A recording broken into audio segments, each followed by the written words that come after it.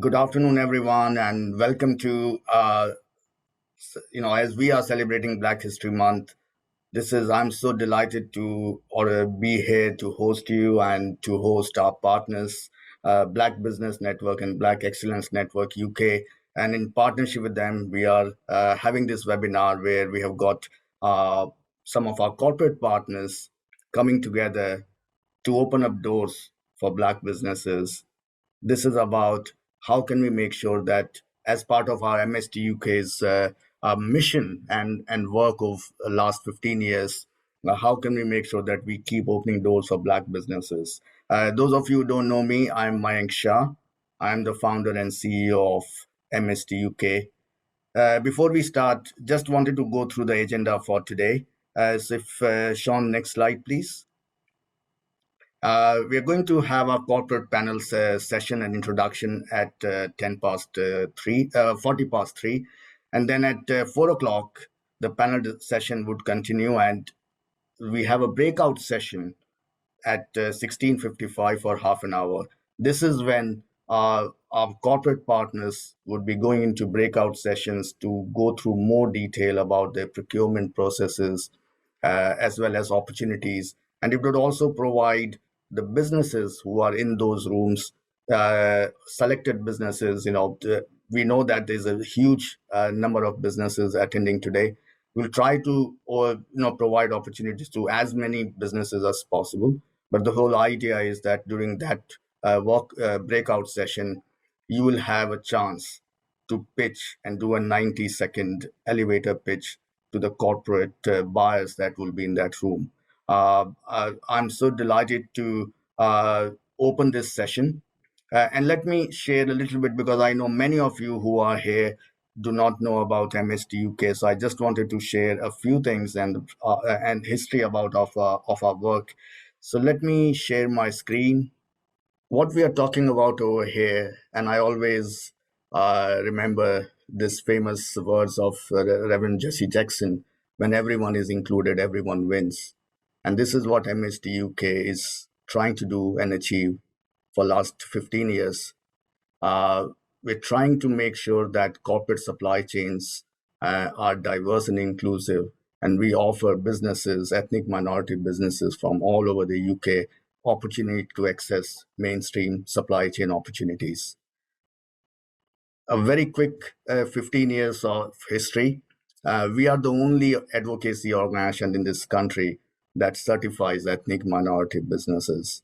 And those of you who don't know about certification and you're hearing that word for the first time, most of our corporate members, and we work with over 100 global companies for their supplier diversity program, when they measure success of how they are doing with that, they only count spend with certified minority businesses. And MSDUK certifies. So if you want to know more about that, please reach out to us. I established this organization in 2006 as a not-for-profit. We are one of the 6 organizations in the world that certifies ethnic minorities. And these organizations are in USA, UK, MSDUK, Canada, South Africa, Australia, and China. And since 2006, we have worked with over 200 global and British firms and over 3,000 ethnic minority businesses from all over UK. And over 1 billion worth of business has been generated since 2006 for ethnic minority businesses. Currently, we have nearly 400 certified ethnic minority businesses.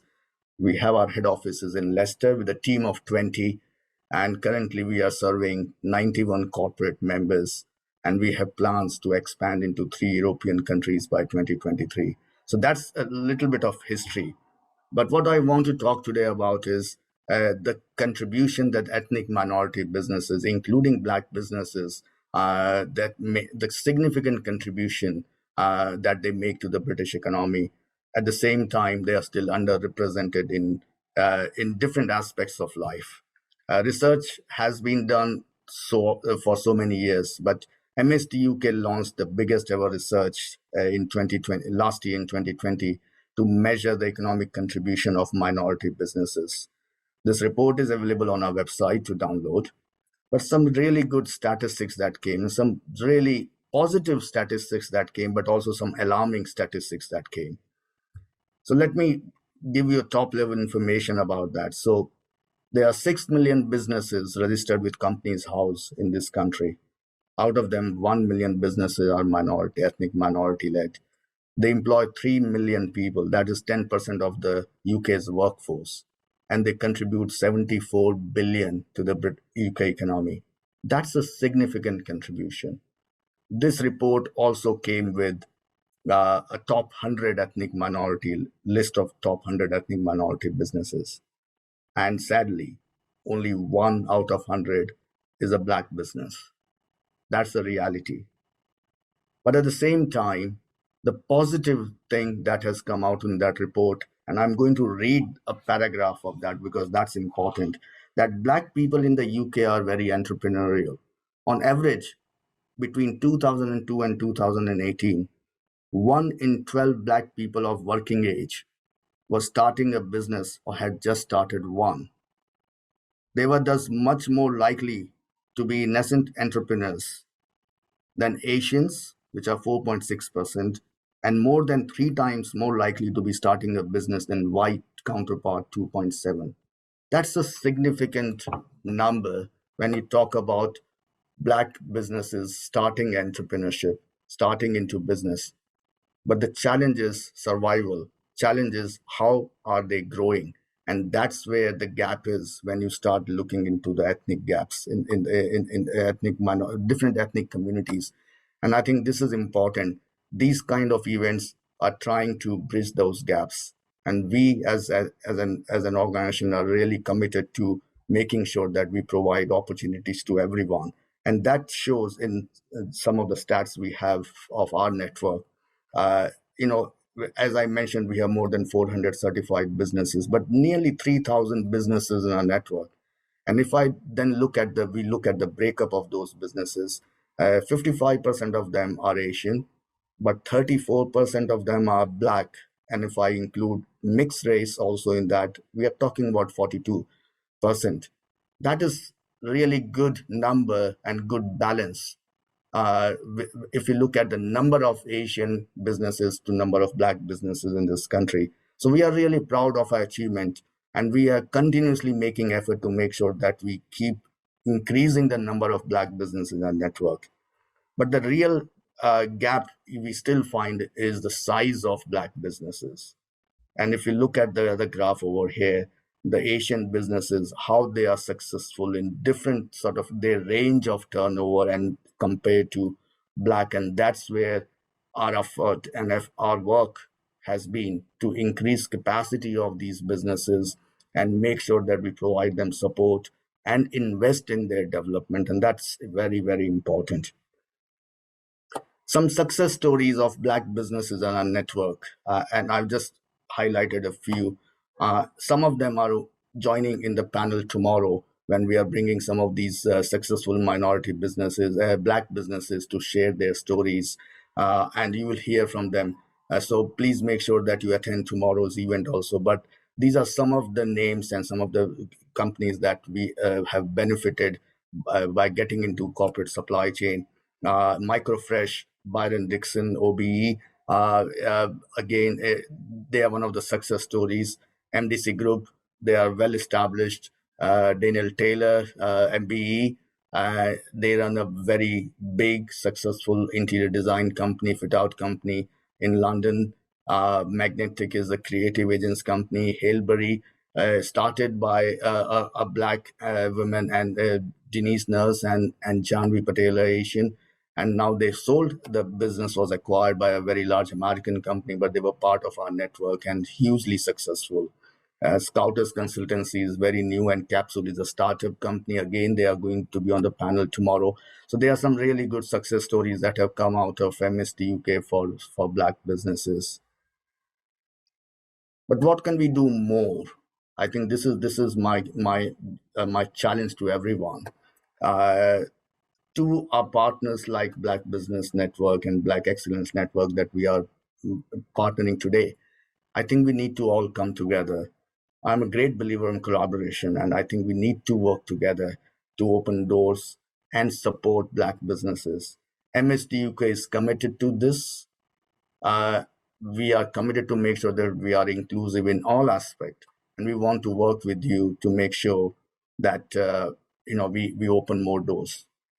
We need to identify Black businesses, because we know, all of us know how difficult it is to find ethnic, with government not monitoring the ownership of the business. It's very difficult, and only through these our partner networks and ecosystem we can identify Black businesses, more and more Black businesses. And then we need to invest in their development. That is important. And we have made a commitment that 40% of our places on any leadership courses that we are conducting, delivering in partnership with leading universities, as well as our Accelerator program, we want to make sure that 40% of the places are reserved for Black businesses, so that we can give them more and more opportunity to invest in their development. We want to make sure that we connect them, these businesses, with the right opportunities and with our corporate members. So today's event is one such effort to bring our corporate members together to share opportunities, and also what they are doing to have that sort of a commitment to include more and more Black businesses into the supply chain. And we want to continuously support them in their entrepreneur journey, because it's not a one-off. If you join MSDUK, you are here for a long term, because doing business with a global multinational company is not an easy job, and it's not a quick fix. It's a long-term partnership. We want to make sure that we are your strategic partner in your growth of your business from startup to scale up. And that's what we are committing to. So that's a very short introduction and welcome from me. I'm really thankful for all our corporate partners who are on the panel today. But let me now introduce our partner for this event, Black Excellence Network. Sarita is the founder and CEO of Black Excellence Network UK, founder and CEO of SM Events Management Agency, a diversity and inclusion focused event company, and has created and executed a number of well-known platforms that creates awareness of diverse and inclusive projects, and also enable empowerment of the target audience. Sarita is the organizer of the EYB and Black Tie Ball, increasing the awareness of influential Black leaders and celebrating Black excellence. Board member, ambassador of the Baton Awards, which recognizes the achievement of diverse women across different industries, and a member of the Black Leaders UK. Sarita has made a significant difference as a diversity and inclusion leader and change agent. Former chair of EY's Black Network, Sarita has planned and implemented several programs and initiatives aimed at developing members of the network across all levels at EY to prepare them for the progression. Sarita, you are the host. Over to you. Hello, everybody. Lovely to be here today, and thank you for the intro, Mainak. Thank you very much. Yeah, really happy to partner with MSD UK today, and also to partner and work with the corporates that we've got today. Now, for the Black Excellence Network UK, from 2020, we've been working with career professionals, business owners, and entrepreneurs in order to create more opportunities and more of a, let's say, successful pathway in where they're trying to go. We've created a number of workshops, events, resources, made a number of resources available. We've created mentorships, we've got advisory services, as well as many more things in order just to make that journey a little bit more smoother. As we know, when it comes to diversity and inclusion, there's a lot of areas that we need to improve on. We've got a long way to go in regards to the employee journey, and also in regards to the business owner and an entrepreneur journey. And in order to move forward, we need to be working with allies who actually understand our journey, understand what needs to be done, and actually put together a strategic plan to make sure that it happens. You know, over the last year and many years before, there's been a lot of talk about what needs to be done when it's going to be done and how it's going to be done. But what we all know is we need to see more proactive action that's going to be taken. And that's some of the things that we're going to be discussing today. So without further ado, not going to talk too much more about myself, but very happy to have you all on the call. And we hope that we're going to be having many more events with MSDUK, the Black Business Network, and also stay very closely in touch with the corporates that we're going to be talking with today, and making sure that today is not just a one-off, that we're going to be progressing and making sure that this is a regular thing and what we call a movement, and making sure that we are going to be moving the dial forward. So without any further ado, let me introduce you to some of our panel, some of the panel members today. So first of all, I'd like to introduce Andrew. Andrew is the Interim Director of Supplier Diversity at Sony Pictures Entertainment. So Andrew, if you'd like to come on camera and give us a quick intro, please. I will do. Thank you so much, Sarita. Lovely introduction. Welcome, everyone. Thank you so much for taking the time out to join us. We've got some great panelists. My name's Andrew Edgley. So I am the Director of Strategic Sourcing, Diversity, Sustainability and Ethics. I work for Sony Pictures. You're probably familiar with Sony Pictures. We're a subsidiary of the Sony Corporation in Japan. We are in the business, as you can see from the wonderful rainbow, that is a film studio, TV studio, and I won't pitch anything that's coming up, but you've probably seen some of our content and we want you involved. So thank you, Sarita. Brilliant, thank you, Andrew, and we'll come back to you in a minute. Next, we've got Georgina Lothar, who is the Procurement Specialist at Nestles. Thank you, Sarita. Yes, hello everybody. Lovely to meet you all. My name's Georgina and I work for Nestle UK Limited. A bit like Sony, you're probably familiar with my organisation. I am based in the procurement team, so I look after a couple of commercial categories, commercial spend, so content and production. And yeah, looking forward to speaking to you today about our supplier diversity journey. Brilliant. Thank you so much, Georgina. Next up, we have Joe Gregson, who's a Senior Governance and Ethical Sourcing Manager at Co-op. Hi, everyone, and welcome to today. Thank you for the introduction, Sarita. As you said, I'm Joe Gregson. I'm the Senior Governance and Ethical Sourcing Manager at the Co-op. I've been with the Co-op for over 10 years now, and my whole career basically has been spent within procurement roles across retail, financial services and travel. My complex role title actually just simply means that I'm responsible for all things governance, risk and responsible sourcing within the goods and services not for resale. And I lead on our supplier diversity strategy for goods and services not for resale at the Co-op as well. We also join forces with our goods for resale, or our food team, on supplier diversity strategy, and we often work very closely together. So yeah, pleased to be on the panel today and looking forward to it. Brilliant. Thank you so much, Joe. Next up, we have Scott Vowles, who is the Supplier Diversity Manager at Apple. Hey, I'm glad to be here. Been at Apple for almost 9 years, helping manage our supplier diversity effort. So I will be quiet. Hopefully everybody on this call knows what products Apple produces, so I don't need to talk about it. And I'll be quiet. Let's get started. Perfect. Thank you so much, Scott. Next, we have Cheyenne Ellis, who is the Sustainable Procurement Assistant Director at EY. Hi. Hello. Hi, everyone. Thank you very much for having me here today. I'm looking forward to having conversations with you later. So I am Cheyenne Ellis. I've been at EY for 2.5 years, and I focus on sustainable procurement globally and supplier diversity in the UK and Europe. And I'm part of the Environmental Social Governance Services team. So we sit within EY's procurement function, and my team is headed by Teresa Harrison. And so my role is to work with sourcing managers and client teams to continuously build on sustainability and inclusivity within our supply chain. So I look forward to speaking to you all later today. Thank you so much, Sean. Next up, and last but definitely not least, we have TJ, who's the Senior Social Value Manager at ISG.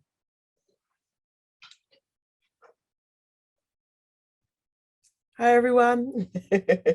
I'll keep it short and sweet like Scott. So I'm TJ, I'm from ISG. I am Senior Social Value Manager, as already introduced. Brilliant. Thank you so much, TJ. So we're here today to talk about supplier diversity. And now we're going to really just jump right into it so we can get all your questions answered. If you do have any questions as the presentations are going along, please pop them in the chat and then we'll try and get to those questions during, or potentially they may be answered in the breakout rooms later, which you'll have the opportunity to select the breakout room that you'd like to go into and hear a little bit more about the individual organizations, and you'll also get the opportunity to pitch if you'd like to do so. Okay, so without any further ado, let's move on.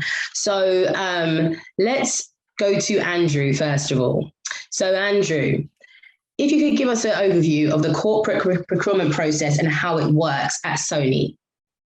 I certainly can. Thank you so much. I think that the process itself, like many of corporates you'll find, and the first thing I'm going to say, is quite a complicated one. I remember I was thinking about, how things have evolved, and I'm sure we all remember those times that it's quite simple. I'm just in the business of purchasing goods and services from third-party providers. Yeah, trying to get value for money, and that's where it sort of starts to get a little bit complicated. And of course, you probably know that we all buy the 5 rights. So what we look for in all seriousness at the highest level, the right quantity, the right place, right time for the right price. So it is quite a basic structure in the fundamental objective of what we are trying to achieve. But then the real world hits us, corporate due diligence. It is quite a very broad spectrum. So I think there's 2 real key ways of doing this. The first one really is the traditional tender process. And that's where, as many of my colleagues, that you'll meet and you've probably met already, we have internal stakeholders that we work with. So our stakeholder will come to a procurement colleague, procurement sourcing manager, category manager. They will then be working together to create a specification. And of course, that's the bit of time, that's the really important bit, because at that point, there needs to be a question about diversity, because certainly, and many colleagues will talk to you about that, we are passionate. We want to make sure that we have all got a level playing field. We want to make sure that, everybody gets a chance. We want underrepresented business groups involved in that process. So, before we even start the wonderful procurement circle, we want to think about how do we do that? And of course, one way that we do that is many of us, you'll hear colleagues talk about portals where you'll register on a portal and we'll go in there and check. We also check with wonderful advocacy groups like MSDUK. What would we do without them? Because I go to them and say, even, in the last few days, I go, well, have you got any conference organizers, any counselors is quite a common one these days. You'll be pleased to hear mental wellbeing counselors, any service and goods. So we sort of link in, and then of course we generally run that process. Once we've got a supplier list, we run the process, and this is where it gets complicated. You have to, you're going to be competing with these wonderful large corporates that have these large business departments dedicated to put in these wonderful glossy documents that tell us all about what we want to hear. But what I want to tell you is really a little bit of a peek behind the entertainment curtain, is that we are aware that this happens. We're passionate. We want to get small businesses, feel free if you're going through one of these processes, coaching is very important. Talk to the procurement department. If they know that you haven't done this before, reach out to us and talk it through. So I could talk for hours. I haven't got hours. You haven't got hours. So I'm just going to sort of throw out to my colleagues if there's anything they want to expand on, if they want to add to, please speak now. Georgina, do you want to jump in and answer the same question and give an overview of your corporate procurement process, please? I can do, yes, thank you. So Andrew perfectly summarised. I think procurement across the board is pretty similar in a lot of ways, but I know with every corporate you will have your little niggly bits that are different. So within Nestle, our procurement team are split into 2. So we've got direct procurement and we've got indirect procurement. So direct is your raw materials and packaging, anything related to our factories. And then you've got indirects, which is our corporate and technical spend. So anything related to head office, that kind of thing, buying stationery, etc. And then you've got commercial procurement, which I briefly mentioned in my intro, which is the team I work in. I would argue the best part of procurement, the more fun side of things, working with our marketing teams, marketing and sales, and how we advertise our products. So At Nestlé, maybe something that might differ us from any of the other corporates on the call. We are split at market and above the market. So our head office at Nestlé is based in Switzerland. So a couple of our categories are managed above market by the buyers based in Vevey. And a couple of categories are managed locally within the UK market. And I think that's quite an important thing to call out, because when we're talking about supplier diversity, specifically for Nestlé, we're quite new in our supplier diversity journey. We only started back in January earlier this year. And essentially, we've started with the at market stuff, so that we can really have more of an impact on. We've got the buyers that are based in this market, and we're moving as a UK market first, and then we'll sort of look above market to see what we can influence across outside of the UK, you know, in other European countries, etc. So that's something I wanted to call out on this question. And then I guess just touching on what Andrew said around the 5 rights. So obviously procurement, we always have a cost hat on. We're always looking to get the cheapest cost, service, quality, all those things. But I think what we're trying to do now is bring diversity to be an equal consideration against those factors. So we're not looking for the best cost anymore. We're looking to diversify and inclusify our supplier base where possible. And that's exactly why Nestlé and colleagues at other corporates are on this call today, is to, like Mayank said, open the door for you guys to come in and provide us with your fantastic services. Brilliant. Thank you so much, Georgina. Scott, I see you put up your hand. Do you want to go next? Oh, I didn't have my hand up. I was just giving a thumbs up because. It was the thumbs up. The only thing I would like to add is when I think of the inclusion of diverse suppliers, I think we're talking about the best value. Obviously, cost is a significant part of that value, but also is the diversification of our supply chain. So that's all I wanted to bring in. But yes, cost is, and it is a competitive landscape. And I think our role in this competitive landscape is just to make sure the playing field is even. And once the playing field is even, then we let everybody compete on that even playing field. Brilliant. Thank you so much. Sean, do you want to answer that question before we move on to the next one? Yeah, I'll just say as well, for EY, we are a professional services company. So that means we're providing services and consultancy to other companies.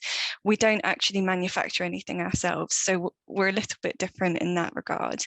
But we still have a very large procurement function at EY. So we have over 450 staff across 30 countries, broken down into 4 categories of spend. So that's real estate and workplace services, talent, brand, marketing and communications, technology, and then travel, meetings and events. So when it comes to suppliers that we're looking for, they fall into those broad categories. And I'd say as well, we do source at a global, regional and local level. And even though certain products and services are procured at different levels, we do have a set methodology in our procurement process, and supplier diversity is very much integrated into that. It's part of our procurement policy, which we'll probably come on to later. Brilliant, brilliant. Thank you, Sean. So now let's move on to our next questions. The next question that we have is, what are you looking for in a supplier?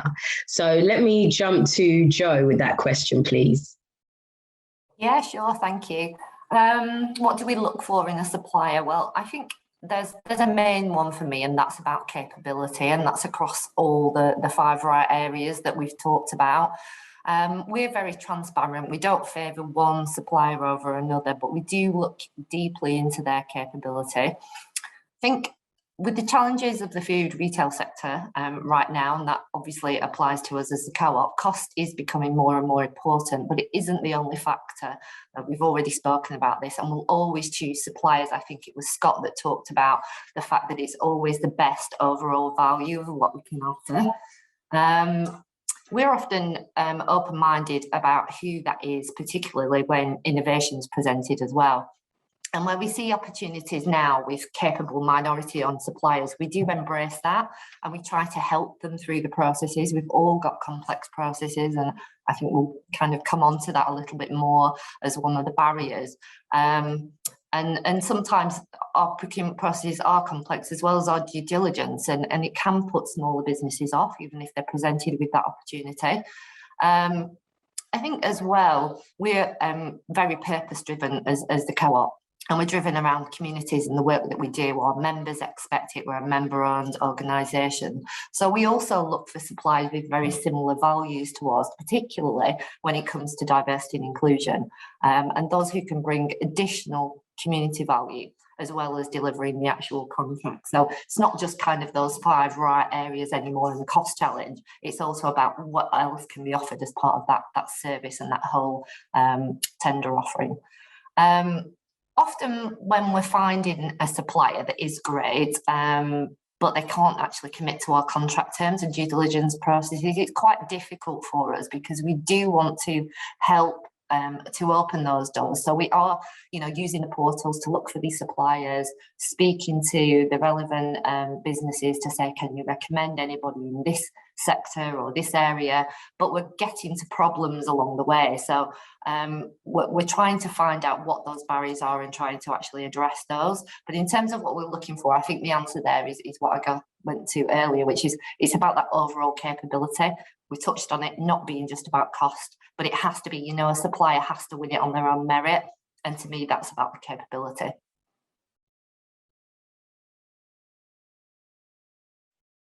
Brilliant. Thank you very much, Jo. TJ, do you want to jump into that question in terms of what are you looking for in a supplier? I think I would echo a lot of what Jo was saying. I think it does come to down to that sort of overall capability. I think for myself, and I probably have more weight sort of speaking in the next couple of sections, but definitely on a journey with sort of supplier diversity. And I think where we're at with ISG is just looking also at those networks, just expanding that network of awareness of the different organizations out there. My role, I'm in a really good opportunity to be involved in lots of different things, from PTI and tenders, sort of very early on, and have a lot of exposure to lots of different organizations that we work with. And lots of times I've asked lots of different questions, but I'm only aware of the organizations that we already work with and those who are already in contact with ISG from either previous projects or who are part of that key supply chain. So where I get the real opportunity is creating those sort of engagement opportunities between us and between different businesses. We've got an event coming up that I know I mentioned to us in our little brief earlier that I hope I get to speak to you a little bit later. We have a diverse supply chain networking event coming up at the end of this month that we'd love to invite some businesses to. It's our head office, and that's been an opportunity to invite some of our key commercial teams, some of our senior leaders sort of at our office to display the different work and some of the different businesses within our industry. And if I haven't mentioned it already, so ISG are a construction company. And so we work across several different areas, so fit out, engineering, construction, retail. So we have an opportunity to have a supply chain networking event at the end of this month at our head office to sort of introduce different people into that network and to become part of that database and to speak to sort of the key people who will be making those decisions. So that's more where my role sits. Brilliant. So thank you so much, TJ. And that's very interesting to hear about your event that's coming up. That sounds like a really good opportunity to for some of the businesses to attend. So definitely we'll make sure that we get the information and pass it on to the attendees as well. So thank you. Sean, do you want to jump into that question as well? What are you looking for in a supplier? Especially if you say, EY is from the professional services background, so it's going to be slightly different from some of the other companies.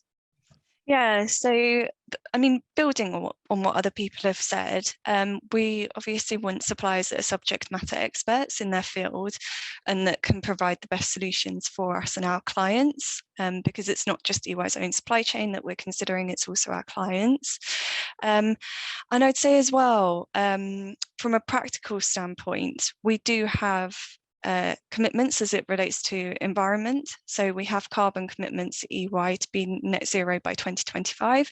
So if a supplier can support those goals, then that will make a big difference. We do ask questions about environmental, social, human rights, diversity standards at supplier selection stage. So if we did have, two suppliers that were similar commercially, but one can support us with those things, then they would be the preferable supplier. Brilliant, brilliant. Thanks so much. Georgina, do you want to jump into that question as well, please? Yeah, I can do. One thing that came to mind when the other guys were talking was around spend thresholds, and I just thought I'd maybe comment on that something might be similar across the other corporates. But in terms of capability and that type of thing, within Nestle we do have different spend thresholds, and that then determines the type of onboarding process, if you like. So say, for example, anything below 5k, if we're just looking for sort of smaller services, we'd maybe ask for 3 quotes, whereas something bigger, if you're getting into the hundreds of thousands, we'd do a full-blown tender process. So I thought it was maybe just important to throw a comment in there about that you may be asked for different things, basically dependent on the level of spend that our internal stakeholders are asking for. And that links to the whole capability piece that Joe was talking about. And then we'd have different KPIs and different bits that we would score those suppliers on, dependent on which threshold you sort of sit within. So that's what I would just add on that question. I think that's really interesting that you say that as well, Georgina, because Phil Barnaby in the questions had said something along the lines of many SMEs are too small to manage and understand to, I believe it says, fully process. But I guess based on what Georgina's just said, it depends what type of work you're going for, how big the contract is, and therefore the tender process will potentially be different. So definitely that's why we need to have more events like this, because there are different processes for different types of contracts. And potentially, as we said, it's different type of work. So if it's professional services and you're looking at, being part of the consultancy end of stuff, then again, it's different requirements. So I think that's definitely something that people hopefully will take note of. Andrew, do you want to jump into that question as well, please, in terms of what you're looking for in a supplier? Yeah, no, thank you, Stuart. I think that's a great point. And I think just to reiterate, I think what we're seeing now is more of a focus on, the sustainability piece, the environmental piece, and of course the a supplier code of conduct. And I think colleagues got mentioned it earlier about, ensuring that our suppliers are complying and are acting in an honest and a responsible way. They're treating their workforce well, and really, not breaching any human rights laws. I think that we're going to see more of a push against that. And certainly, there's some awful terms and conditions that we all have to work with that ensure that, suppliers are compliant and just doing the right things, and applicable locally for them. So I think that's just how I'd summarize it. 3 key areas: environmental, sustainability, and of course, around the codes of conduct. Brilliant, thank you. And Scott, would you like to jump in as well? There's not really much I can add. We're all kind of the same. The only thing I always say, there's not much I can add, and then I add something. So anyway, the only thing I would say is I want everybody to understand that it's a marathon and not a sprint. I've met with suppliers that I've had relationships with for a year or so before they get an opportunity with Apple. So just understand that. We're going to meet some amazing folks today. Contracts are not coming out tomorrow. But if we begin to establish these relationships, learn more about your business, learn more about your capabilities, when the opportunity arises, we will all make sure that you're at least at the table of engagement. Brilliant, brilliant. Thank you. And I guess the next question is a really important question, because I guess as much as businesses will say that they are trying to increase supplier diversity, it's not necessarily coming across in the numbers. So I guess we really need to know how you as an organization is going to try and actively make a difference within those figures that we are seeing. So what would you say you're doing differently to help ethnic minority businesses to get access to your opportunities? Let me go with Georgina first of all with that question. Thank you. Yeah, so one of the things that we've done on our supplier diversity journey, and we sort of had 3 buckets. So the first bucket was to change the mindset of our procurement team and our buyers that are within the UK market. So change that mindset to think more diverse. Then we engaged externally. And then we engaged internally. And I think across one of the things that we've done to sort of support with that process is we have developed a procurement policy. a procurement DNI policy specifically. So this is almost procurement's commitment to diversifying our supplier base, and it almost gives some guidelines to our buyers of how they can do that. And I think that'll help me answer this question in how we're opening the door to ethnic minority businesses. But one thing that we've committed to is to, where possible, and I say where possible because diverse suppliers aren't available in every category just yet, but I'm sure they will be in a number of years. But what we've committed to is, where possible, to include at least one diverse supplier in every tender that we run. So we're making a proactive commitment to search the likes of MSDUK, We Connect International, etc. Everybody, all these organisations that are there to help us have visibility of who these diverse suppliers are. We want to include at least one in those tenders, which is one way that we're doing that. That's brilliant. Thank you very much, Georgina. Jo? Yeah, I do agree with some of the things that Georgina said, actually. I mean, we started out with just understanding what it was that we needed to do in developing our strategy. I think the important thing to say and to businesses is that the commitments are there, and they're there from the boardroom.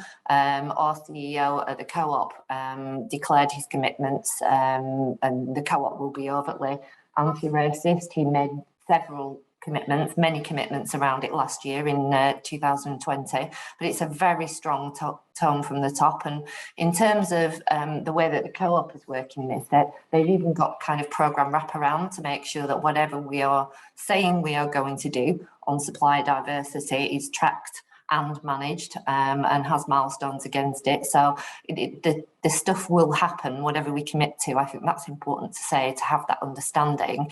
As I said, we developed our strategy. We did similar things to Nestle. We trained our internal team. We did public commitments as well. We've also done a couple of other things as well that might be of interest. So with our food team and led by our food team, we created something called the Endless Inclusion Programme.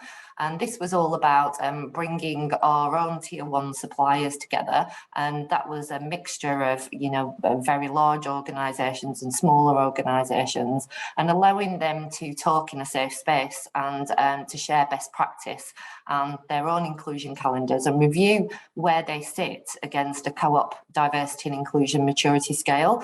And that was really enlightening because the businesses were very honest. Everybody, similar to what Scott said there, we're all on a journey here. This isn't going to happen overnight, but we are committed to the change. And I think by doing that, that's allowed us to understand where some of our suppliers are. And we're now going to be, in the medium term, opening up that Endless Inclusion portal to a lot of our other suppliers to come in, to talk, to learn from others.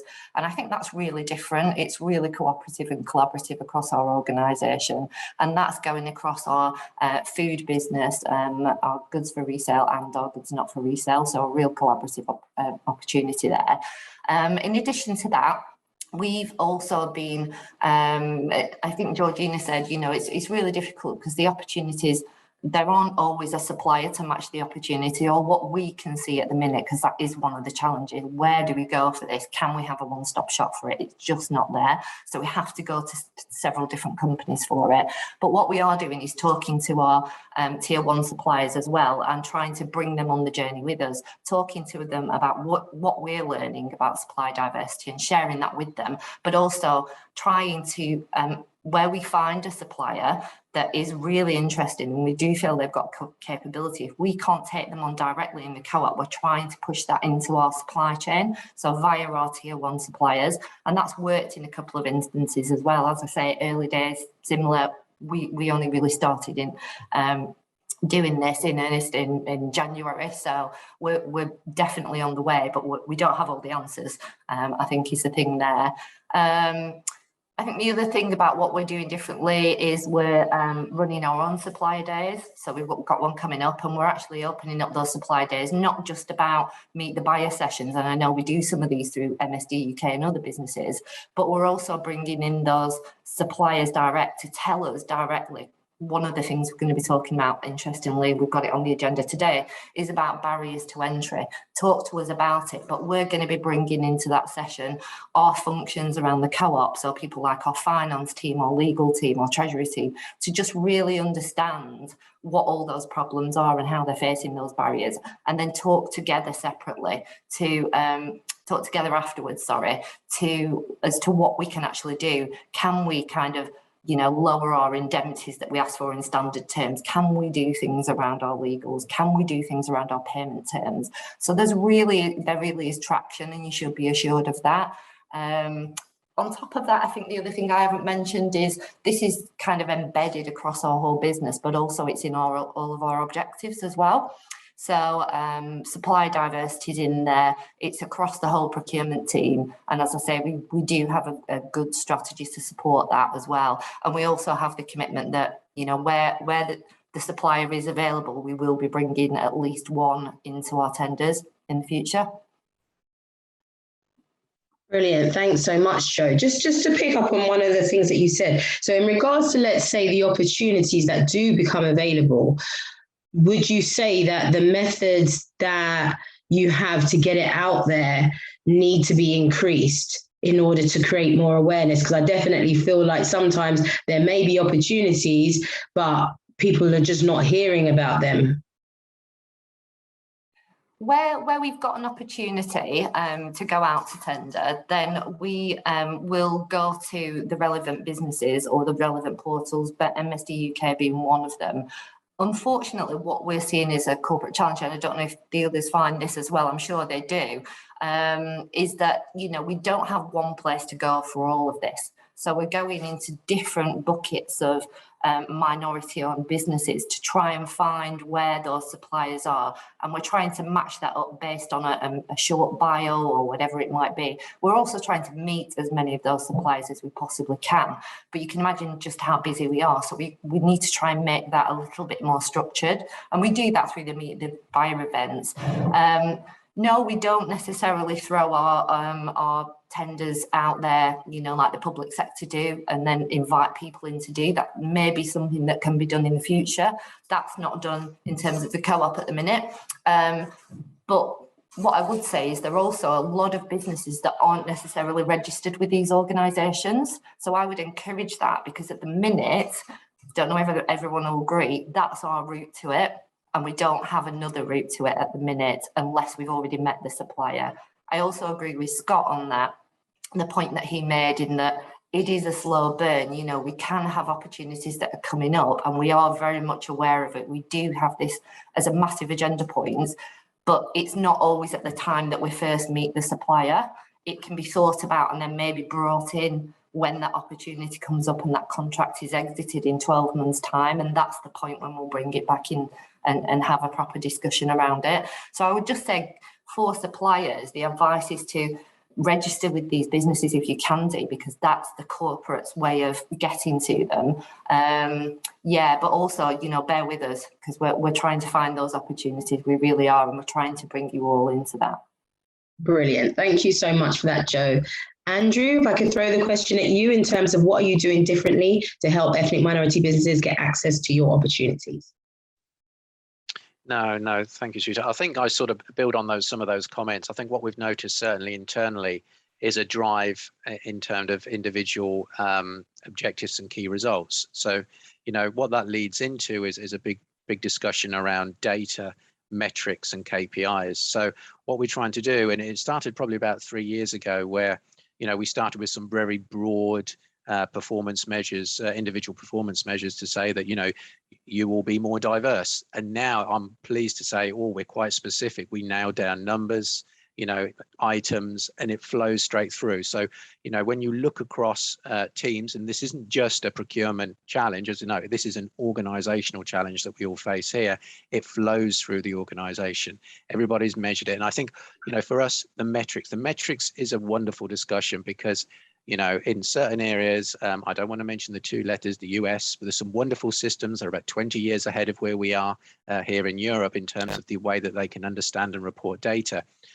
I struggle so much in identifying diverse and non-diverse suppliers, certified and non-certified. So I think, we drive internally to have good data. Once you've got good data, you can set in metrics. Once you've got metrics, you know, you've got targets, because we want to have, you know, a supply base that reflects, you know, the communities that we do business in, our customers. And I think that's so important to us. But it's just, you know, connecting those two is so different. That's why we're all so passionate. And just so all the listeners today can know that being on our side of the fence is a roller coaster. I tell you what, it's a roller coaster. We get so passionate about this. There's moments where we'll get a diverse supplier, they'll get right close to the end, and then sometimes I'll just miss, or, you know, but oh my goodness, you know, when we get one across the line, you know, we celebrate that. I talk about it so much, and I share our successes with so on, because the good case study about when you've taken a, you know, a diverse supplier into one of our organizations, you know, we've grown them. You know, I've seen a couple that we've worked with, and they've been incredibly small. We've grown them. Then they won't work with Sony. Then they'll go and do work for Netflix, or go and do work for Amazon. And all of a sudden, then they're working with Disney. It's wonderful. And that's why we do it, because that's the bit that makes it worthwhile. If not, we'd just be category managers, and that's just boring. You know, you need to worry about not what your big numbers, the big multi-million contracts. It's the small tail spend that we need to focus on, and that's why we're here today. Sorry, Cerise, I nearly got on a soapbox there. No problem at all. Sean, do you want to jump in on that question, please? Sorry, just struggling with the mute button. Differently to help ethnic minority businesses get access to your opportunities. Yeah, I mean, at EY, it is a lot of the things that people have mentioned already. We have a diverse supplier portal that I would encourage any diverse owned business to register on. It is the first place we look when sourcing opportunities come up. Another thing I'd say is that we do have programs in place that help businesses grow and develop, and that's across EY, and it's something that I'd encourage businesses to look at as well. So, for example, there's Entrepreneurial Winning Women, Entrepreneur of the Year, EY Accelerate, EY Velocity, and a new tool called Supplier Link as well. So we've got all of these different things, and I'll post links to them in the chat. Velocity, I'll just spotlight Velocity. It's a tool that's free for businesses to access, and it helps them develop a growth plan. So it's that kind of thing as well that then will down the line help us develop a relationship with them and potentially work with them as a supplier as well. And I'd say as well, we are working to connect with other teams throughout EY, particularly client-facing teams, to inform them about supplier diversity and highlight some of the diverse-owned businesses that we think might be suitable. Brilliant. Thank you very much, Sean. TJ, do you want to jump in as well, please? Yeah, absolutely. I think these guys already stole all the good answers, but I guess just to echo that, as I said, it's a journey, and I think we're quite early on. We've been really fortunate. I would say that when we have a client who is super committed and passionate sort of to the goal of having a diverse supply chain, it really helps, and it's a fantastic way to kind of sort of trigger that and drive that sort of through the rest of the business. And we've been really fortunate with that recently, which has really helped to kickstart sort of a lot of the ambitions around supply chain diversity, and had a chance to really look at it from several different levels. I said, I'm not a procurement person. I'm a senior social value manager, and that's really just looking about how we create social value locally, how we engage in activities that create social value. So local businesses, diverse businesses. So not only just that education piece, I know someone's mentioned earlier, just making sure that we, even I, understand. I always say to everyone, the assumption is because I'm Black with dreads and a woman that I suddenly have all the answers about everything diversity, and it's not true. I've been on the journey too. I've been learning and understanding too, and constantly learning. Putting yourself in the position of the learner, as we've all probably mentioned in some way, shape or form, is a brilliant way to approach diversity, because we know, coming from or acknowledging different diverse communities, it's not rigid, it looks different, everyone's different. So number one, that just the education piece, learning together. As I know Joe mentioned earlier, also bringing our key supply chain, our tier one suppliers on that journey with us. We've had a look and we said, this is what our industry looks like. I'm from the construction industry. So ISG is a global construction industry, and this isn't an ISG thing, this is an industry thing. This is what the industries look like for hundreds and hundreds of years. And it's not an excuse, it's an explanation and a way of understanding sort of how it got the way it is. And by doing that, understanding how we're going to get out of it. You know, so it was a way of just saying, this is what our industry looks like. What are the different, what is happening? What are the different databases out there, organizations like MSDUK that we can partner with? What is it we need to know about ourselves and our own industries? So sort of doing a bit of self-analysis of our own, you know, procurement practices, our own database, and then looking at our tier 1 suppliers and say, can you look at yourself too? Sort of who you're already working with, who are you not working with? How diverse is your supply chain? Because it's never just us and one other company. There are subcontracts, and there are, you know, it goes further and further. So that learning piece was, you know, is a really important piece, and not one to be underestimated, and not one to be viewed upon as a small part of the process at all. It's like the biggest part. So I'd say that that's one thing. But then also that work with our tier 1, and I know Joe mentioned it, we also did a maturity index. So doing a bit of a recce on sort of where are you at, you know, are you mature, are you a follower, sort of where are you at on that scale? And also then saying what to our tier 1 suppliers, sort of, are you willing to go on this journey with us? What are you willing to do? Are you willing to make a commitment to go on this journey with us? So through that education, through those workshops, through the Meet the Buyer events, through these networking events, just lots of different things like that. So that was another thing. Also then looking at some of the practical things that we can do. So someone posted something great in the chat about overwhelming, and that's something that we found was really important. I think there was this, as I say, is at that learning process, this difficult bit about not wanting to patronize diverse businesses by making the assumption that you can't handle the work, or that you're too small, or you've never filled out paperwork in your life. And then there's the other side of actually not ignoring the very real you know, ideal of actually overwhelming a business, about not being aware or having been exposed to previously our individual businesses procurement process, which can, you know, be quite bureaucratic and have a lot of paperwork. And again, if you're a small business, not only diverse, but a small diverse business, which likely sometimes is what it statistically is, particularly in my industry. If you're a diverse business, you know, the likelihood is you're also going to be a diverse and small business, having the capacity to also be part of that process and to fill in all the necessary paperwork as well as do the job as well. So that was something that was not wanted to patronize, but wanting to take into consideration and that's the learning journey again, not wanting to get it wrong. But then where can we break down packages? Is it that they're, you know, we're going to say to a business, I mean, we've had on a particular project that I'm thinking of, but it's a confidential client. I wish I could name them, but I can't because they've been fantastic.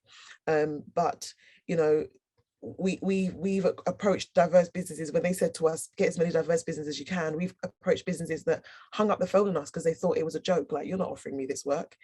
And I thought that was, like, for me, that was really mind-blowing. It was sort of, this is how unbelievable it is that a global construction company would have gone to a smaller diverse company to offer you sort of a massive package, and they've said, no, you're not, and hung up the phone.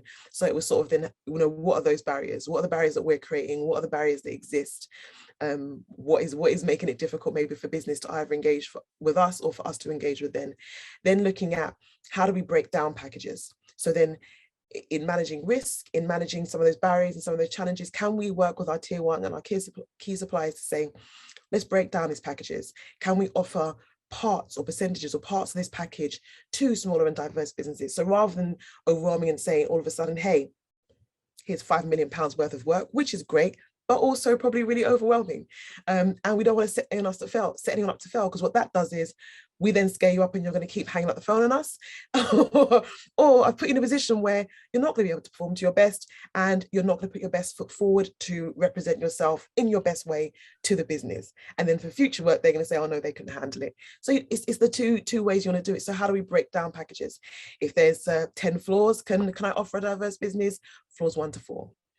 You know, and then work on that package with our key supply chain, so that we can deliver, and that I steer away from using the buddying word, because I know that can sometimes sound patronizing, but then how can we work together? As I said to some of our tier 1 suppliers, how do we share a slice of the pie? How do we, you know, it doesn't have to be all 10 floors, it can be 1 to 4. We can break down those packages. So there's just been several different ways. And then, like I said, not only Meet the Buyers, but some of these networking events with the network. I'm not plugging this, by the way, but it just, I am a little bit, but with the event that's coming up at the end of the month, that was just mind-boggling for me. It was like from the menu, which is awesome, with the rum battered fish and sweet potato chips. But also to the, how do I not just make it a turn up and shake hands? Can I get some of the work of some diverse businesses and put it on screens? There's an assumption that maybe, you know, if there's an assumption or stereotype that people from different diverse businesses haven't worked on big projects, aren't used to different processes, how do I present that in a way that says, actually, did you know that a diverse business worked on this massive project? So I can display their work not only in booklets, but also around the different rooms on different platforms, so it can feel just very welcoming, very inviting, very top level, very professional, very, hey, you know, diverse business exists and they've worked on this level too, and they've done this work too. You may just not have known about it, which is something we discovered through that learning and exploration. There was actually some of our supply chain that had worked with diverse businesses that we weren't aware of. I'm going to have to jump in a little bit. Sorry, I knew that one, so I didn't know the other ones. So I thought I'd answer loads, but it's all right. But we're gonna slightly move on a little bit, just move on slightly. So Scott, rather than asking you that same question, I was actually gonna just refer to one of the questions that we've got, which Joseph Mullings basically linked in a little bit to what you're saying, TJ, in regards to the barriers. It's basically, Joseph has said, reports dating back to 2019 to 2020 indicated that Black business leaders were hampered by a combination of factors, but one of them being access to finance. This impacts their scalability and profitability. Do your diversity programs work to build capacity with businesses with a good product or service model, but at present would be overwhelmed by an award? So I just wanted to throw that at Scott, and then we can move on to the next question. Thank you. So the answer is yes. I would encourage everybody, and I'll try to be brief. Look up REGI, R-E-J-I, plus Apple. That's our Racial Equity and Justice Initiative. That tells you kind of some of the things that we're doing for not only the Black businesses, but the Black community. Also, I'd encourage you to look up our Impact Accelerator. That's where we're training businesses to bring them up to capacity to be able to do work with Apple. Again, look up Impact Accelerator. If you're in the app space, look up the Black Developers Academy and plus Apple. That's where we're training app developers to take their apps from good to great. For those that do get contract opportunities, and we know cash is king, we have a program, Supplier Pay, in which we will pay diverse suppliers faster than because our normal terms are net 60. So there's way too many initiatives for me to talk about, but yes, all those are happening. And then one of the things, I love the chat's on fire. People are asking, you know, where we go to find businesses. So MSDUK, obviously. But I would say, look at this screen, because supplier diversity, one thing I want to tell you is supplier diversity is a very incestual network. So I will go to Nestle and say, hey, do you have somebody? Do you have a diverse supplier? I will go to Sony. I will go to all my friends on the screen and ask them if they have a diverse supplier. So just remember that it's not only these, it's everybody you come in contact with, because this is such a small network and we all talk and we're all looking for suppliers. So with that being said, I could go on forever, but I will stop there. Brilliant. Thank you so much, Scott. So moving on to our next question, different approaches that have worked in having a meaningful engagement with suppliers. So who would like to jump in and answer that question? Georgina, I see you. I can go first if you want. Yeah, I was looking at that one just in the background, and I've got a couple of different bits that I want to mention. So I think the first thing is similar to Joe. We ran a Nestle Supplier Day back in March. So that was part of those buckets I was talking about earlier. So our engaging externally. So we ran a 2-hour session. We invited about 60 suppliers across both direct and indirect procurement. And what we did on that call was we shared our global commitments around purpose and diversity and inclusion as an overall topic. And then what we did was we presented our local commitments, if you like, around supplier diversity. So within Nestle, just for reference, the UK market are the first Nestle market to pick up supply diversity. So we're almost running blind a little bit. We've been given a green pass to almost do what we like with this topic, and we're having a great time. It's great fun, but also nerve-wracking as well, I guess, to make sure that we're doing the right thing. But that Nestle Supplier Day, we got them all on board, and it links sort of to what Sian was mentioning about your tier 1 and your tier 2 suppliers. So supplier diversity shouldn't just be a topic you talk about with your direct suppliers. It's your extended supply chain, so your suppliers as well. And I think that's really important. It's about engaging everybody that you're working with and making sure you're all on the same page. And like TJ just touched on then, we're working on this together. You know, it's not for it. In my shoes, sorry, it's not, you know, Nestle against the world. It's Nestle working with everybody and partnerships, building partnerships with people and making sure we're all on the same page with the same ambitions. So that's something that we ran, I guess, and that was a meaningful engagement, linking back to your question, Sarita, because we've got everybody on the same page. We've done follow-ups. Everybody's now got sort of supply diversity within their company ambitions, which is fantastic to see. So that's the first thing I wanted to mention. I think the second bit, talking maybe out to the diverse suppliers we've got on the call, something that we found really useful through our corporate membership with MSDUK is the business opportunity days that MSDUK run. So we know that it can be quite difficult to find out who you guys are. But MSDUK do a great job of opening that door to us and giving us that visibility of who the diverse suppliers are in what category.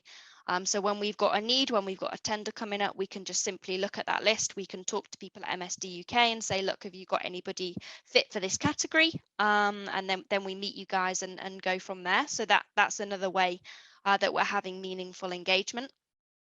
And then there was just another, I think there was a comment in the chat. I'll just quickly try and find it around a question from Azim. So do corporates have much smaller spend categories that are easier to access for diverse businesses, as it should also start from there? And I completely agree with that comment, Azim. It's something that we're looking at as a Nestle team in back end of 2021 and into 2022. So we've sort of regrouped and said, okay, what can we do next?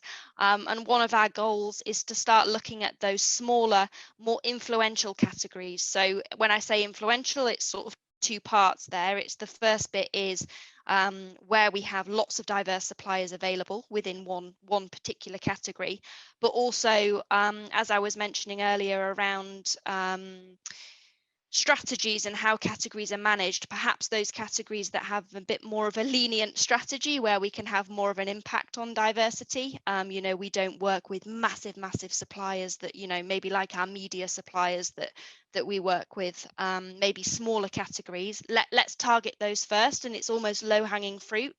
And like Andrew was saying, that when we get a diverse supplier through the door and you win that tender, it's such a great feeling. So let's just concentrate on those smaller ones first and get that low-hanging fruit and then go from there. Brilliant. Thank you, Georgina. Andrew? I think that was wonderful, Georgina. Well said. I think that was, you know, I think even I've learned a lot from that. So, and that's one message. I think, you know, we never stop learning. And I think, again, just to pick up on a couple of points, we love, as corporates, we love to take on, you know, if we can, you know, the whole, we just want to give you a chance. You know, once you've got that chance, you know, us as buyers, you know, decision makers, we just got to give, you know, give all you wonderful, you know, network out there an opportunity just to come and give it a go. And it's good because we love to take you when you're really small and then watch you grow and nurture. The old parenthood factor, it's wonderful. And another thing I try and do on a more personal level is, you know, I try and, you know, if you look at my inbox, it's horrible. Believe me, all inboxes are horrible these days because we're all doing about 3 people's different jobs, but that's how it is. So, you know, what I try and do is literally try to commit to at least meet one new diverse supplier a week, if it's just a coffee and a chat. You know, and I like to keep in touch with those. Wonderful Azim is on the call as a network with his cleaning business up north. You know, he always says hello to me, and if ever we will meet again someday. And I think one thing also is incredibly tough for me to do is we have to learn again to say no. Sometimes it's easier at the early stage to look, I'm sorry, we just can't you know, we just don't have this service available, so you're not leading suppliers on, but just keeping that balance as well. And also, I mentioned before, is just celebrate the wins. So important. If you do get any of a wonderful diverse community across the line, just keep telling everybody about it, keep driving forward and keep the message. So that's just my thoughts. Brilliant, thank you. Jo? Sorry, to get off mute then. Sorry? In regards to different approaches that have worked in having a meaningful engagement with suppliers, what's worked? I think very similar to the others, really. It's about keeping those connections. Our Endless Inclusion programme works very well. Our Meet the Buyer days, similar to Georgina, they worked very well and still work very well. Where we've done our own, they've worked even better sometimes, because we've been able to have some more discussion time direct with our suppliers for them to actually talk to us about what the problems are, and then we can go away and face them. We've got another one coming up in December this year. I think kind of that real partnering with your tier ones as well around the engagement piece, just making sure that they are completely aligned to what you do. We spent time talking to one of our major tier one suppliers, who then we introduced into MSDUK and have now managed to get a diverse supplier into our supply chain by doing that. So that's been very good as well.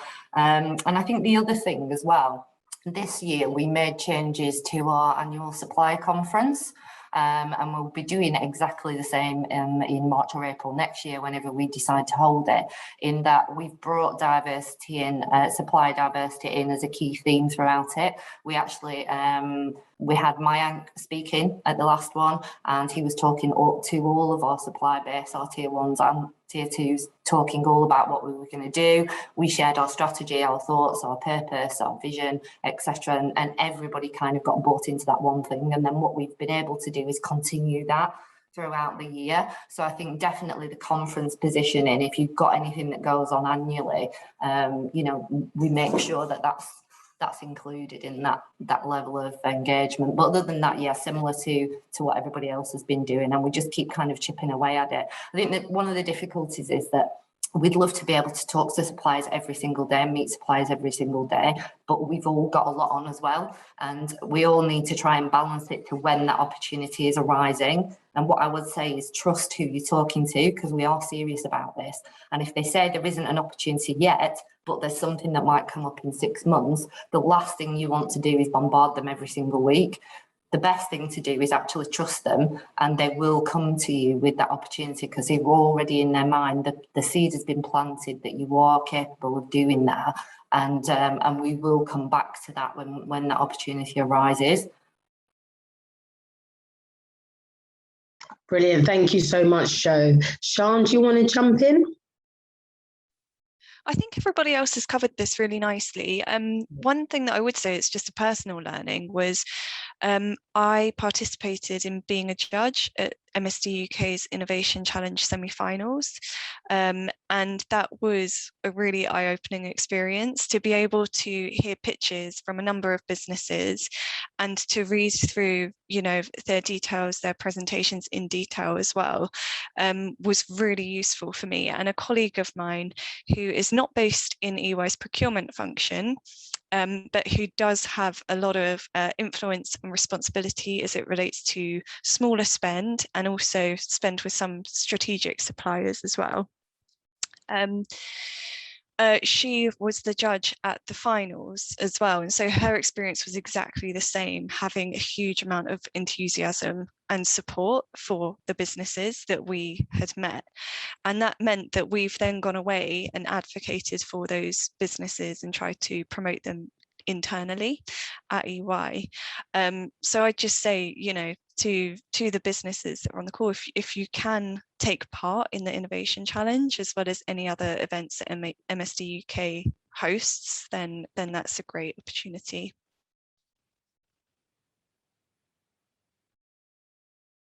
Brilliant, thank you, Sian. Does any of the other panel want to jump in on this particular question before we move on to the next? Because I'm mindful that we've not got much time left. Okay, so I think everybody's all right with that question.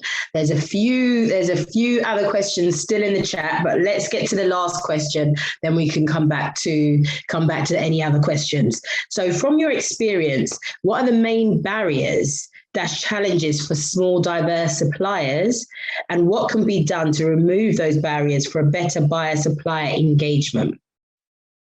Let me throw that at Scott first of all, and then we'll go to TJ. Yeah, I would say from a global perspective, our biggest challenge has been finding the diverse suppliers. So my suggestion is double down on your engagement in organizations like MSDUK. Believe it or not, all the organizations that my Inc. Introduced at the beginning, all of the NMSDC affiliations, whether it be MSD China, Supplier Nation, et cetera, and MSD UK, we actively comb through those databases daily looking for suppliers. So I would say, please, please, please get involved with these organizations, and please, please, please make sure that your information is up to date. Because the other thing that we find is sometimes suppliers will have registered, and when they were a $100,000 company, and now they are a $1 million company. Well, that $100,000 company never would have gotten the opportunity because they were too small. That $1 million company might get the opportunity. So please, please, please make sure your information is up to date in these organizations, because that's how we find out about you. Brilliant, thank you. TJ? Sorry, just getting to my mute.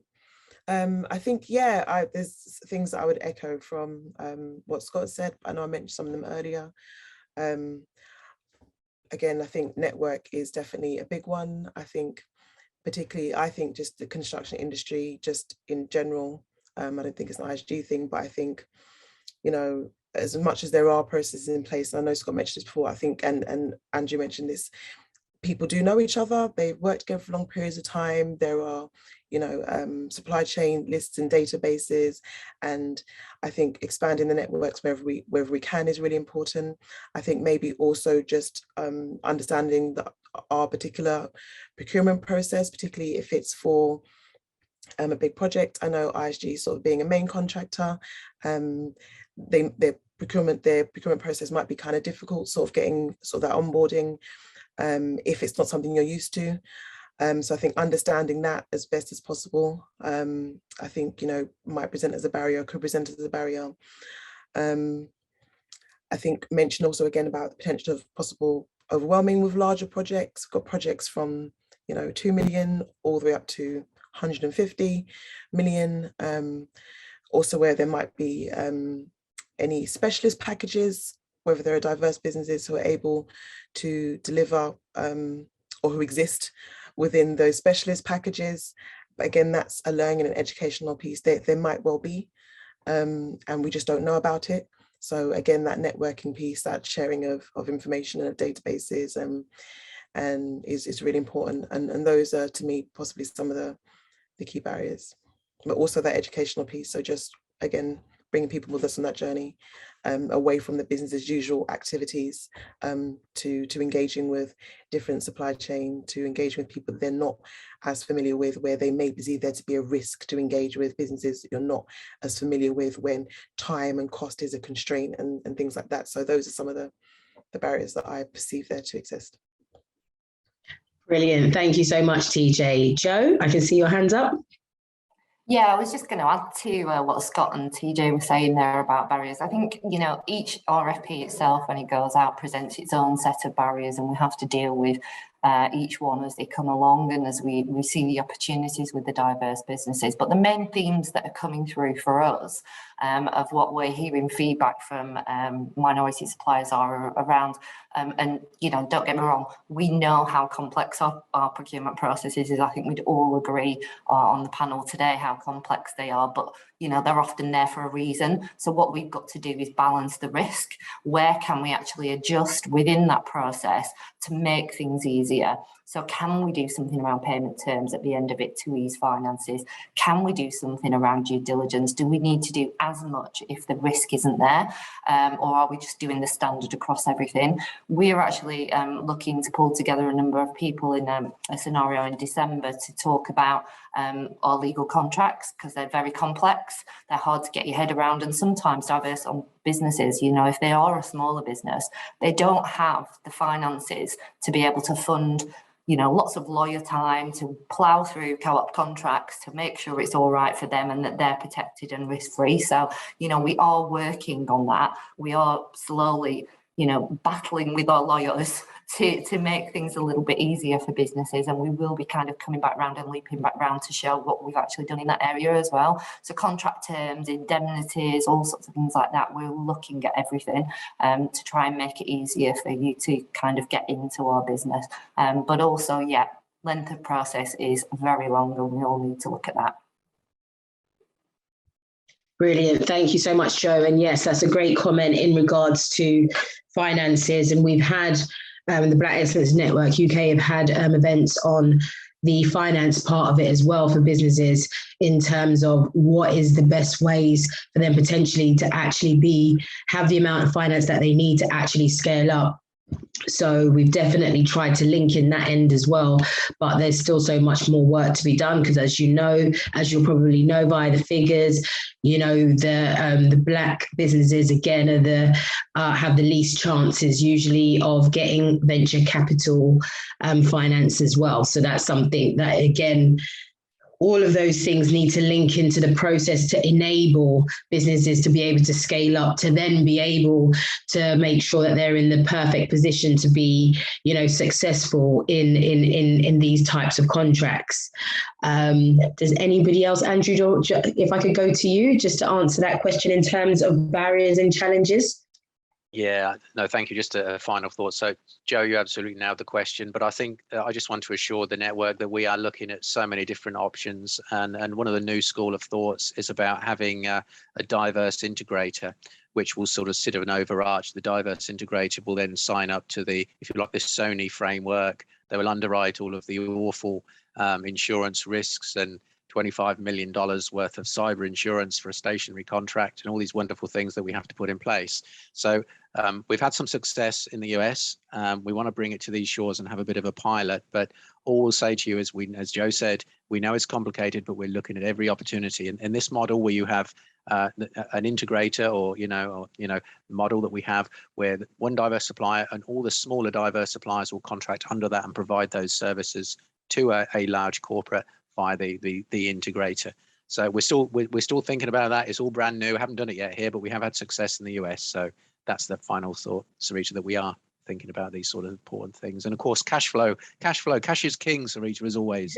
And of course, if you've got an integrator, we can get payment terms so quickly through an integrator. And then of course, as we're good corporate citizens, and as colleague Scott said, ridiculous 60-day payment terms that many procurement people pat themselves on the back thinking they're making a wonderful saving, but they do not realize the impacts that's having on small businesses. But we're dealing with it. We're there.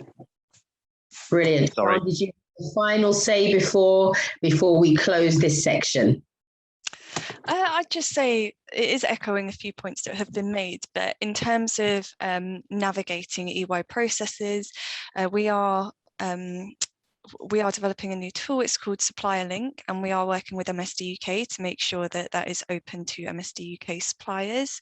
In addition, the suppliers that are registered on there would be considered for spend opportunities that are a bit smaller as well. So that will be useful. In terms of financing, I did put some links in the chat to some of the EY programs that we have. And if you do manage to be successful in applying for some of those programs, there is a finance aspect to that, so support in accessing finance. And then I would say as well, on the visibility point, I already said about utilising MSDUK networking opportunities, and I think it's really important to have that clear, concise message about what your offer is to the corporate that you're speaking to ready. And also, if you can have ready as well a clear, concise deck or summary that you can share with us, that's really useful. You know, if I meet a supplier and I think that they are relevant to one of my procurement colleagues, I will be forwarding their details. So it's good to have that ready for us. Brilliant. Thank you so much, Sean. So I'd like to thank the panel so much. We've got loads, well, we've got many more questions, but we've literally have run out of time. But what we will try and do is we will try and potentially get some of those questions out to the organizations, and potentially if they are able to reply, then we can send a message out to the attendees today just to let you know. So at least then we can continue the conversation. Also, with the Black Excellence Network UK, we are trying to make sure that we have as much information on our website and via our social medias as well, in order to almost, let's say, bridge the gap, so to speak. And TJ mentioned one of the other organisations, the Black Professionals in Construction, which is another community organisation that we also link with as well. So we also try to make sure that we kind of get the message out about what other people are doing as well.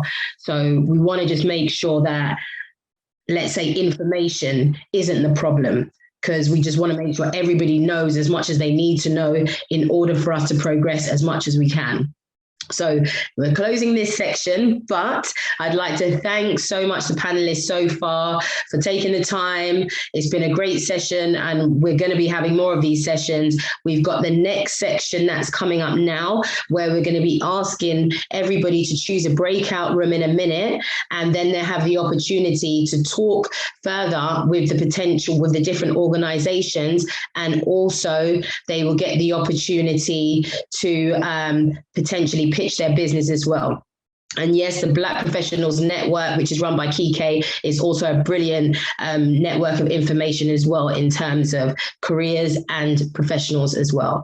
But for now, I'm going to pass back on to Mayak, who's going to come on. But thank you again, panel. And everybody, please bear with us for a second. You're going to see a breakout room option at the bottom of your screen soon, and then you're going to get the option to go into the room. So please take the opportunity to go into those sessions as well. Thank you again, panel. It's been great having you. So I just wanted to thank everyone for being here today. As I mentioned earlier, any requests, any kind of like final discussions, please let us know. We're more than happy to. So I wanted to basically thank Sarita Murray from Black Excellence Network. She's been an amazing moderator and supporter, and it's a pleasure to have this event with you, Sarita, in collaboration with you. And also Shari from Black Business Network as well. Really amazing opportunities for everyone. Sarita, do you want to say a few kind of like last? Yeah, no, it's been amazing. It's been great to partner with MSDUK and the Black Business Network. You know, this is the first, hopefully, of many. We've got the event tomorrow as well, but this is important. I mean, there's a lot of different diversity and inclusion areas that we're trying to, let's say, knock the ice down at, so to speak, but supply diversity is one of them as well. So as well as the career journey that we know that we can have issues with in regards to diversity and inclusion, we can't also forget the business journey, which is then linked in with supply diversity. So I think today's been great. You know, thank you so much to the corporates who have come out today and really taken the time to go through in detail about the breakdown of what we need to do to actually be able to move forward. Because I think sometimes that's the issue, is when we don't have enough information, we sometimes don't know where to start. So at least now, hopefully today, you've taken away a lot of the information, and then we'll be able to break it down a little bit more. And as we said, we're going to send out some of the information or some of the questions that wasn't answered today. And but as we said, this is just a start. So we do hope to have more of these events. So, you know, there's more questions that you can ask when you go out and try and get those actual contracts. And we're here to support your journey going forward.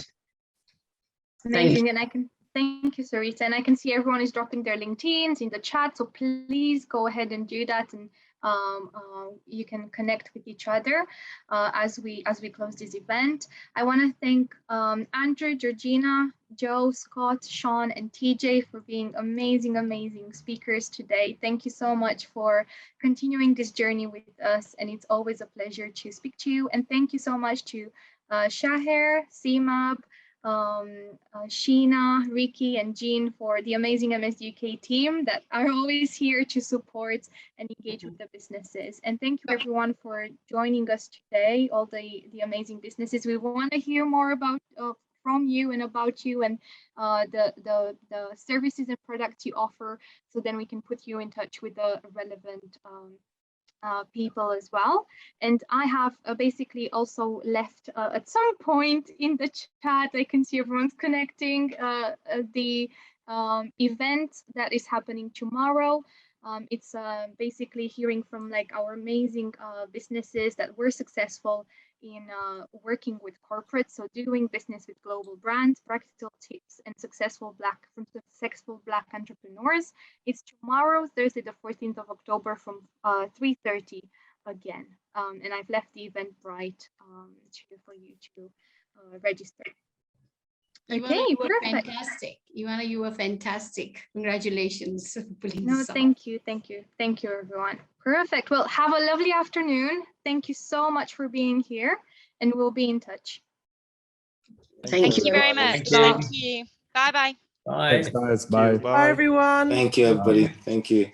Bye, everybody. Bye. Bye, everyone. Bye.